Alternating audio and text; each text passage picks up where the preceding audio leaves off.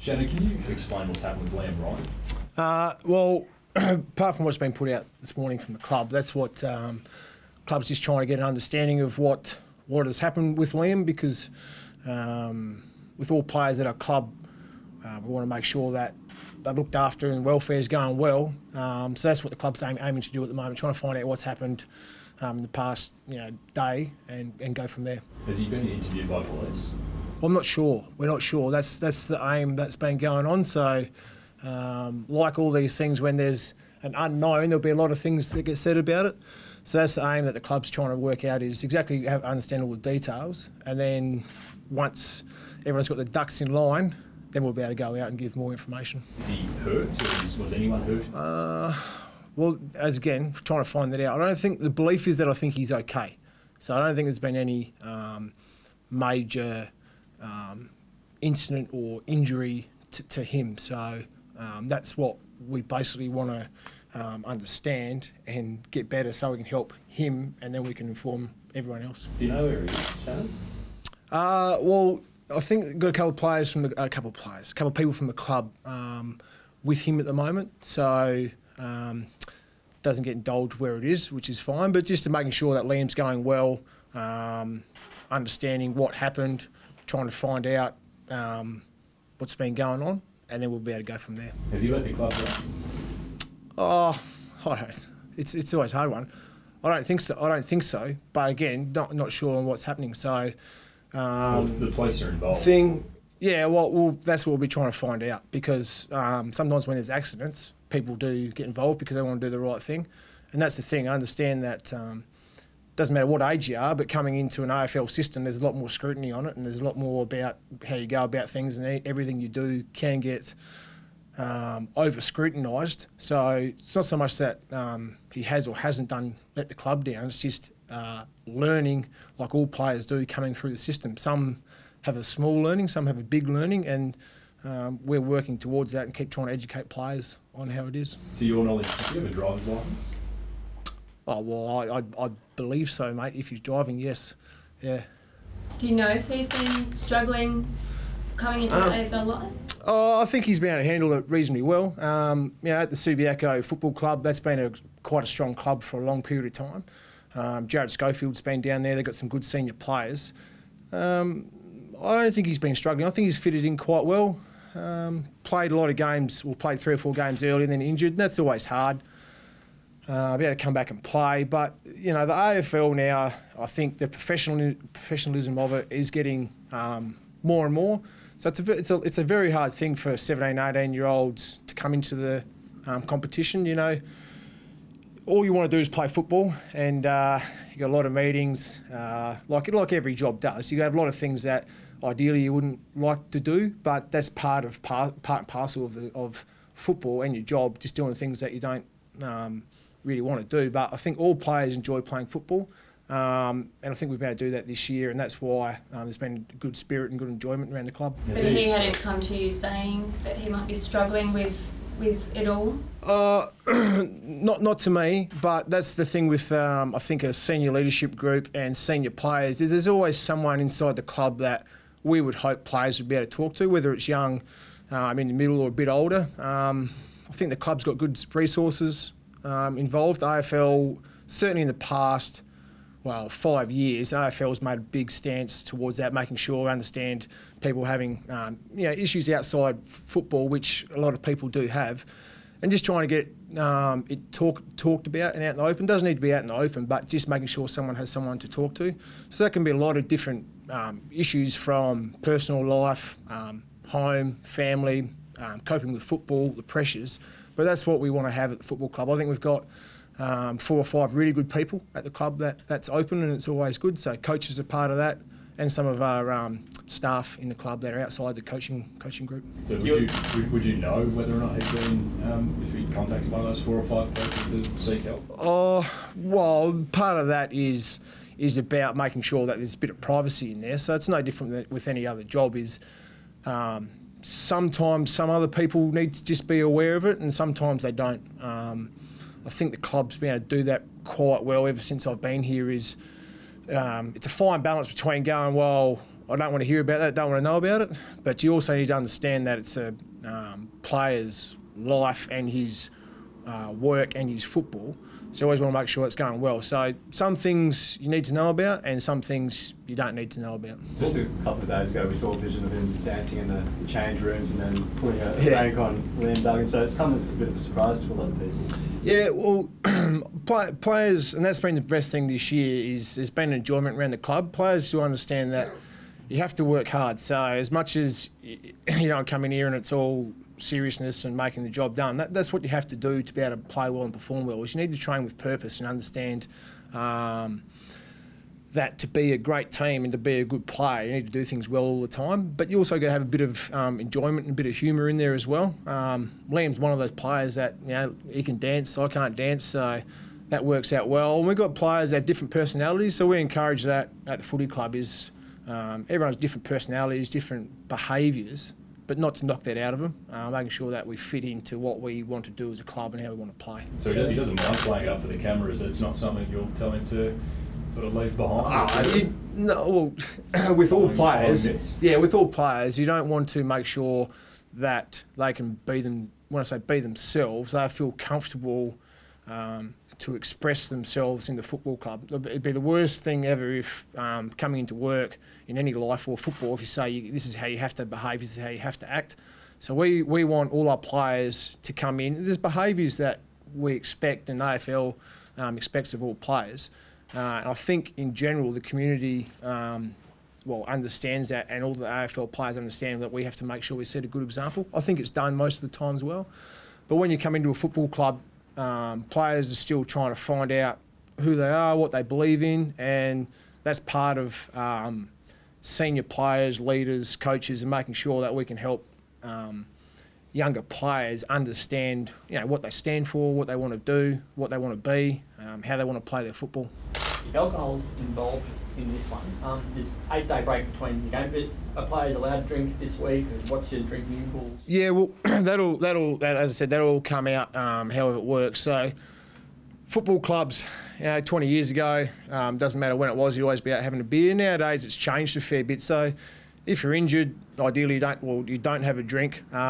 We have like 6, 7, 8 day breaks. So anything after a 7 or 8 day break, entitled to have a beer, but it's just within reason. There's difference between 5 beers and 15 beers, there's all that stuff. So we don't, as I said again, we don't want players to come in here and not have a life as general, but it's also got to understand you've got to be smart and smarter with your decision making. Some get lucky and they, like in general life, you just have a minor scare. Some people learn a hard way, and that's something that we always keep talking to players, is if you keep making your good decisions, sometimes there is a bad outcome, but if you keep making good decisions, you'll always be ahead in life. So is this a lesson for everyone about what can potentially happen, regardless of what comes from it? Because the club hasn't had issues like this. No, well, everything that happens, you can always learn, whether it's football club, outside the football club, general society. So that'll always be spoken about, but it's just how it is with part and parcel of playing AFL now. Is there is more scrutiny, mobile phones, cameras, that's always harder. So you need to make sure you have some good friends around you, good family. Believe the club does a fantastic job with that, with host families as well. So that's just part and parcel of how it is, but it's also not being naive about how things work. Will the group have a say in what happens? Come across your desk? Simo's been quite good with that, having senior players have an input about how we train, how we want to go about things, anything that goes well or doesn't go well. So to a degree, we'll be able to have an input, but it's more, it's almost like with parents and brothers and family, like you might ask the older brother, what do you think? But ultimately, parents make the decision and the coaches make the decision, and Nizzy was as well. Some teams go the other way, and the leadership group are either blamed for making the decision or they make the decision. So are you saying that Eagles work a bit differently? You have an input, but you're not. It won't be the leadership group has, suspended so and so for whatever. Well, we haven't really come across something like that. So that'll be something, I suppose, going forward in general if something pops up. But what the thing with, I suppose, the way all businesses and footy clubs goes, there's a lot of dialogue and a lot of questions get asked, but really it comes down to the general feel. So sometimes it is a player group driven thing about, but that's probably more about the standards of how you train and your football terms. Sometimes the outside stuff, as I touched on before, because you're not 100% sure about what's happened, what's been going on, that's why people ask us, what's your opinion?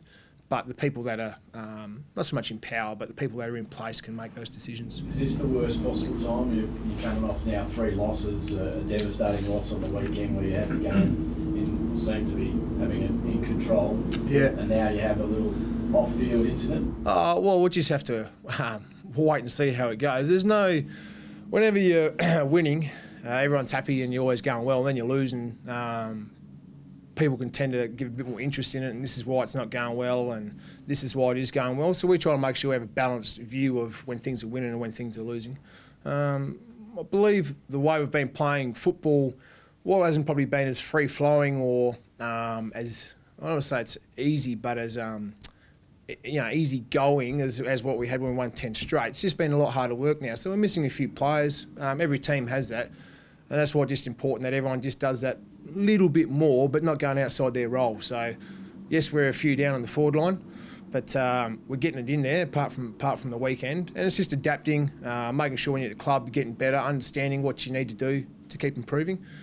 So, that was 10 weeks ago. That'll be 10 weeks' time and next year and so forth. Did Liam inform the club? I'm not sure what's happened with that, mate. I'm not sure. What's the club told you about what's happened? Well, with the statement, just how Liam's just been involved, unfortunately, in a minor traffic incident, and that's what the club's trying to get towards a point. So the club doesn't want to go out and throw out things that could have happened or hearsay or what could have been believed. So that's why they want to make sure that they understand everything. So they'll be able to speak to Liam, they'll be able to speak to whoever needs to be involved or asked, and then that'll be passed on. It hasn't been explained to you whether or not Liam contacted the club or the police? No, it hasn't been, mate, no. Are you disappointed by this at all? You don't seem overly disappointed or rattled or anything like that. Are you surprised by it? Well, there's numerous things that can go on, but until you understand, I used to be, when I was younger, some things that happen, you tend to jump to a conclusion straight away. You understand when you get older that there's a lot more to sometimes meets the eye and what gets said, and that's the thing in the footy club try to pass on is it's such a hard one because fans want to be engaged and they want to see what's going on inside a football club, and the football club always tends to try to shy things away, like no one's allowed to know. So it's making sure that you have an understanding about what a player's like, what their personality's like, and one of the things there's a quote a while ago that I reckon, Kerry Packer. Late Kerry Packer? Yeah, late Kerry Packer had. As long as your family and friends know who you are, the rest of the people, they don't need to know as such. And that's the thing that is such a thing with the footy. You need to make sure you have good friends, good people around you, understand what you're about, and you work within the limits of those people. Traffic incident, is that a car crash? Well, that's what I believe was the case, mate. Yeah, just a minor one. Yeah. Yeah, but he's okay, no injuries. That's the belief that we understand so far. Yeah, that is going. That is, well, as I said, he hasn't been hurt badly, is the understanding. That's why we've had a couple of people from the club to go be with Liam and just to go to see what's been happening. Has anyone else been injured in this accident? Again, I'm not sure, mate. Don't know. Do you expect that he'll train today? Probably won't train, I would have thought, no. Do you think he'll play this week? Don't know about that either. No, don't know. You said earlier that you think he has a licence. Earlier this year he was being driven by some of the players from training, which we took as an indication he didn't have a licence then. You believe that he had, you're confident he has one now though? Well, mate, put me out of the pump. Oh, I believe so. Yeah, I know early in the year because moved a little bit down for Gelton. I understand he was here, but he moved up there. Then the players were picking him up from the club because we're going back and forth to Lathlane and Subiaco. So he was getting a couple of lifts there. But I believe he's got a licence. Can I just check just some timeline stuff? When did you get back from South Australia?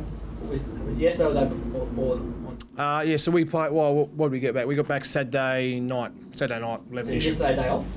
Yes, yeah, recovery. recovery if need be or injury clinic. And what time is everyone expected to be at the club today? Today? Yeah. We had a clinic this morning, and it just depends. So most of the time, if you're with rehab or the way you're going, it's probably 9:30. We had a couple of clinics from different places, and then it's normally lunchtime to 1 o'clock. So basically, they've got 9 AM clinics that everyone's expected to be at today? Well, unless you're injured or you had one off or something like that, yeah. And was there a curfew last night for the players? Well, there's no curfew as such, apart from using a bit of common sense. Yeah, as we spoke about with anything we do with drinking or going out, making sure that you can still come and perform your duties the next day. We just slide in a footy question. How do you turn this slump around? Because you had such a great start, and yep. All of a sudden a little bit of pressure on. Yeah, well, hard work's always one thing. So, start of the year, there probably wasn't a lot of expectation, and it's easy to probably go, well, let's just have a go because we'll see how we go. And then all of a sudden, you're going all right, a bit more expectation on you. And that's just about mindset and attitude of making sure that the outside influences don't bother you too much. But really, it's about training well, understanding that the game changes and teams tend to do slightly different structural things against you and want to move the ball differently. And then it's about us, how we can exploit the opposition and also how they're trying to do that. So that takes a bit of time to keep learning, when to press, when not to, when to go for a dangerous kick, when not to. And that's what we keep trying to pass on to the playing group. In terms of you're up by 27 points or so through time, is it a case of you can't blame the lack of the forwards because you were up in the game, or is that something that may have been a difference in the end because you let the lead slip? Yeah, well, it's always a group team effort. So we've been able to get the ball inside 50, and unfortunately on the weekend we didn't do it that well after half time. So it's always a group thing. In the midfield's always, I think, always important because that gets the ball going your way, gives you forwards first look at it, and also if you can put some pressure on, down back makes the job a lot easier. So it's a whole group effort. We're understanding we need to do that. It's a long year, but you always want to be playing well. So I think I know we haven't won, but we had a really poor quarter and a half against Essendon at the start, and then we just had a poor last quarter against Adelaide. Just being able to sustain for more of the whole game, and then understanding when teams are down, they're going to probably throw more caution into the wind, and just how to stop that and how to use the ball. Shannon, do players understand how a game could flip so dramatically in the case over a 10-minute three-quarter time break? I think I believe so, and I reckon even more and more the way football's gone these days, because the game's always played at such a high intensity and put pressure on and chase and tackle and let's do this. Sometimes it can be going really well and you just slightly have a little bit off because of a couple of things, and the ball bounces the wrong way, kick a couple of good goals, all of a sudden the other team gets momentum. So that's why when things are going your way, you need to make the most of it. And when they're not, making sure that you can just understand how to slow teams a bit down, how to just absorb pressure.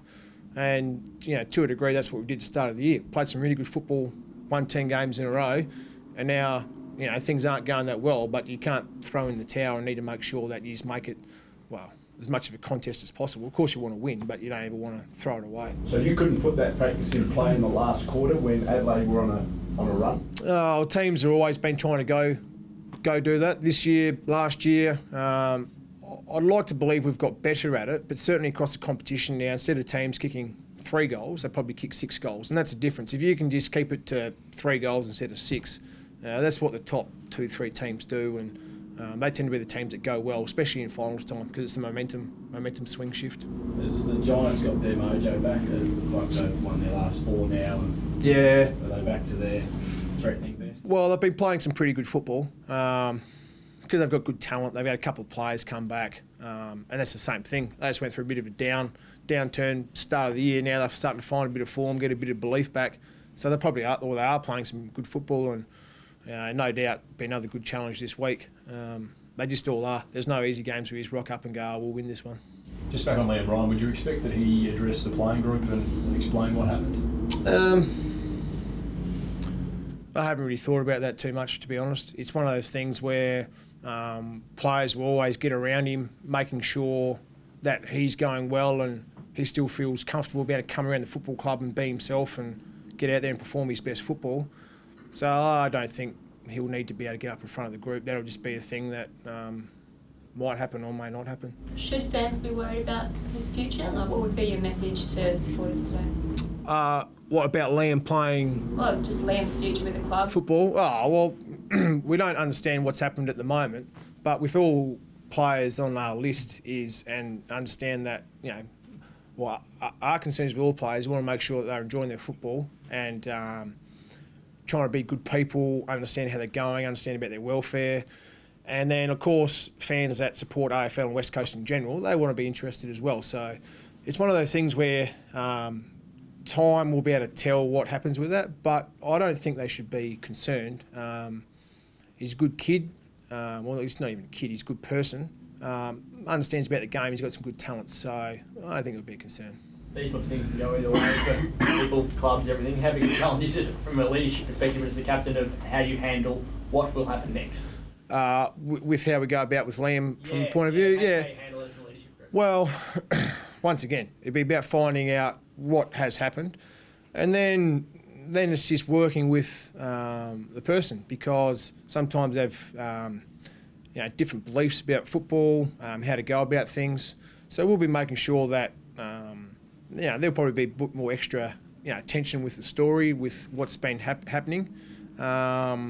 So we'll need to make sure that Liam still feels comfortable coming around the football club, still comfortable that he can go out and play good football, and that is the balance when anyone comes in now, is making sure that you are doing what the club wants you to do and how they want you to go about it, instead of listening to all the outside noise. That's the biggest balance in football. If you can get that right, I think you can have a long career, and we'll just be talking to Liam about that, about how he can keep getting better, making sure he's going well like himself, and then he's going well with family and so forth.